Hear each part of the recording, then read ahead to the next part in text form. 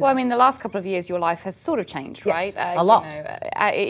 What are some of the ways that you feel that have changed, and now you're at a place where you realise that you were sort of at that top pit, come back down, and now are back up again? Well, I mean, what you're talking about is that I was married for 24 years, and I never thought that was going to end, and that happens to a lot of people, and it was a major shock to my system and to the whole family. But, now, 2 years later, we're very good friends. We spent Thanksgiving together. We'll spend Christmas together. We're a family. We realize that, the marriage may not be intact, but the family is intact and always will be. We'll always care for one another and care about one another, and, that doesn't change. And I think we really practice what we preach. We open our hearts and realize that that things have changed and that things have happened, and we just have to process that change.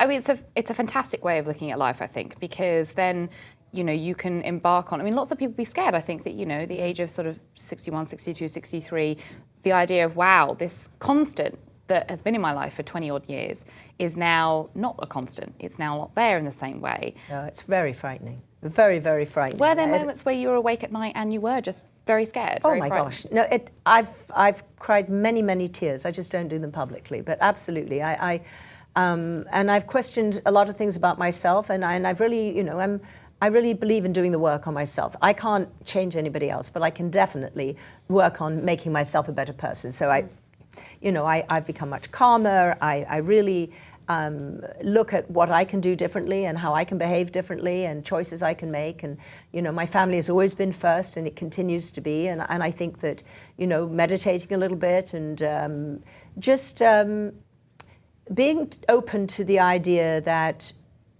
now is the moment, and that relationships don't have to be labeled and marketed and put in fancy boxes. You have lots of relationships. You have relationships with best friends. You have relationships with people you've been through tough times with. You have relationships with people you work with. You have relationships with people that you meet that you're able to suddenly connect and make something wonderful happen.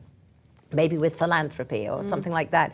There are a lot of different relationships. That's one of the things I used to do with the open heart is I call it the family. These are people that when you open your heart, you connect with people and you make a difference, and they become your open heart family rather than your genetic family, which of course is a very important family too. But there are people you connect with in life, and I think that's really exciting. Especially as you get older, you don't give up. You just suddenly realize, what, I was actually pretty good at raising kids, or maybe I realized how important certain things were in terms of relationships or in terms of education, and maybe there's something that I can do to help out. Maybe I've been through something that I can help other people with, and while they're going through that, whatever that experience is in life.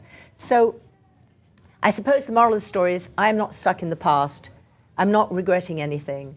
I'm embracing today, and I'm very open-minded about the future.